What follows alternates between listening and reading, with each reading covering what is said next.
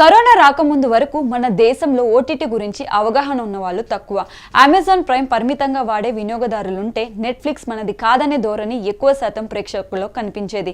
కానీ కోవిడ్ మహమ్మారి వచ్చి నెలల తరబడి ఇంట్లోనే బంధించేసిన తర్వాత ఇండియా అనే కొత్త మార్కెట్ ఓటీటీలకు ఓపెన్ అయ్యింది. అప్పటిదాకా నడిచిన శాటిలైట్ ఛానల్స్ డామినేషన్ క్రమంగా మసకబారింది. నిర్మాతలకు ఊహించినంత మొత్తాన్ని డిజిటల్ కంపెనీలు ఆఫర్ చేశాయి. థియేటర్ రిలీజ్ వద్దనుకున్న వాటికి బడ్జెట్ ని మించి హక్కుల కోసం చెల్లించాయి. ఒక 2 ఏళ్లు ఈ ట్రెండ్ విస్తృతంగా నడిచింది.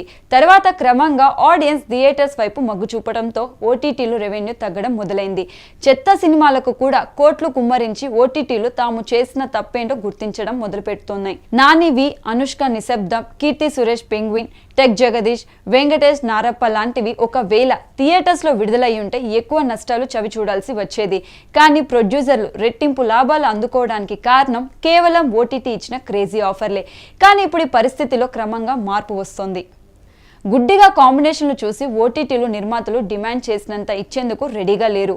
నెట్ఫ్లిక్స్ ఒక అడుగు ముందుకు వేసి హైదరాబాద్లో ఒక ఆఫీస్ పెట్టడం ద్వారా కొత్త సంకేతం ఇచ్చింది. ఒరిజినల్ మూవీస్, వెబ్ సిరీస్ తీయడం ద్వారా ఖర్చు తగ్గించుకుని స్వంత కంటెంట్ ప్రమోట్ చేయడానికి ఎక్కువ ప్రాధాన్యం ఇవ్వాలని నిర్ణయించుకుందట.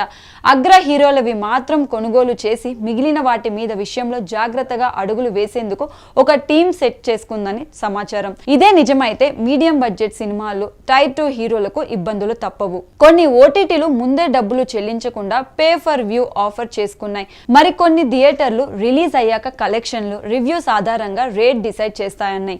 ఈటీవీ విన్ ముందు జాగ్రత్త పడి లిటిల్ హార్ట్స్, రాజు వెట్స్ రాంబాయ్ లాంటి వాటిలో నిర్మాణ భాగస్వామి కావడం ద్వారా భారీ లాభాలు కలజోస్తోంది. క్రమంగా బలహీన పడుతున్న డిజిటల్ మార్కెట్లో ఆదాయం తగ్గుతూ పోవడం నిర్మాతల్లో కంగారు మొదలైంది. కంటెంట్ ఏ మాత్రం తేడా ఉన్నా ఇటు థియేటర్స్ అటు ఓటీటీ రెండిటి రెవెన్యూ రిస్క్లో పడి నిద్ర లేకుండా చేస్తున్నాయి. ఇకపై విడుదలకు ముందే ఓటీటీ డీల్స్ అవ్వాలంటే రామ్ చరణ్, జూనియర్ ఎన్టీఆర్, ప్రభాస్, అల్లు అర్జున్, మహేష్ బాబు లాంటి క్రేజీ టైర్ 1 స్టార్లకే సాధ్యమవ్వచ్చు. మిగిలిన వాళ్ళు మాత్రం కేవలం కాంబినేషన్ నమ్ముకోకుండా కథనాల మీద మరింత దృష్టి పెట్టాలి. అంతిమ దశకు చేరుకున్న శాటిలైట్ ద్వారా ఇన్కమ్ తగ్గిపోయిన నేపథ్యంలో థియేటర్ కాకుండా నిర్మాతలకున్న ప్రధాన ఆప్షన్ ఓటీటీనే. దాన్ని నిలబెట్టుకోవాలంటే మంచి సినిమాలు తీయడం తప్ప వేరే మార్గం లేదు. ఒక ఫ్లాప్ వచ్చిన క్యాలిక్యులేషన్ మారిపోతున్న మార్కెట్లో క్వాలిటీ ఉన్న వ్యాపారస్తుడే గెలుపు.